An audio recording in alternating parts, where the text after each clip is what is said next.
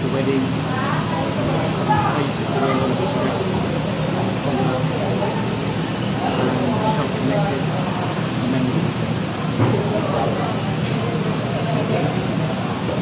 So, thank you po sa lahat-lahat. Kasi, actually, yung wedding ko, hindi ako na-stress kasi lahat ng questions ko, kahit nasang katutak at wala pa akong details, talagang sinasagot nyo lahat. Tapos, ang aking room na marami siyang maliit na detalye na kailangan talagang masunod, especially sa time, sa mga details tulad ng tiles, sa decorations, talagang sinunod nyo.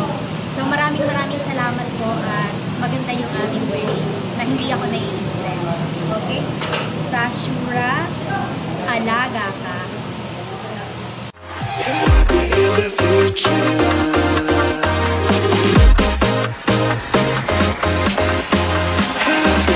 Future.